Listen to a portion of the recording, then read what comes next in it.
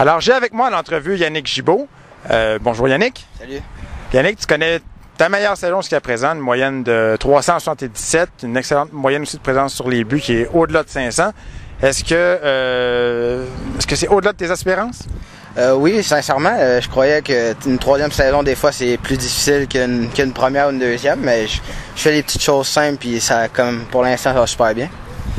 Justement, tu as un double rôle, parce que non seulement tu frappes pour 377, mais en plus de ça, il y a plusieurs soirs que tu agis comme lanceur. Est-ce que c'est difficile de se concentrer sur les deux positions?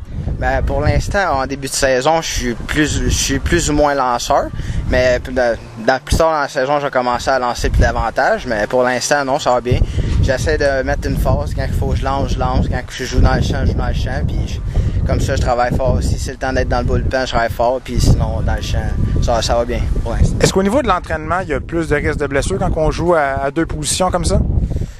Plus ou moins, parce que d'un sens, quand t'es lanceur, tu fais un relais d'un petit peu moins long, tandis que dans le champ, c'est un petit peu plus, mais les deux, c'est similaire.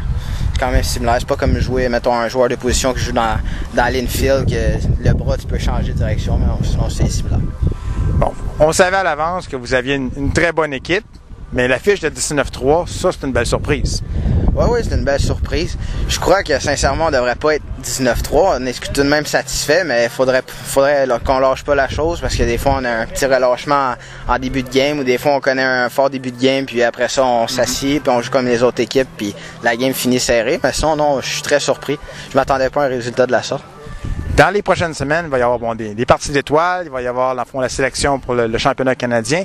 Il y a plusieurs joueurs, les Orioles, qui évidemment sont dans la mire de l'équipe du Québec. Est-ce que c'est des choses que les joueurs vous parlez entre vous autres?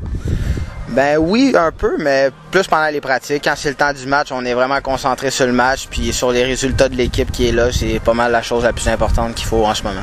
Bon, ben Yannick, je te laisse aller te concentrer parce que justement, les Orioles, ils vont pour une 20e victoire ce soir. Alors, bonne chance pour le match de ce soir. Merci Jean-Pierre.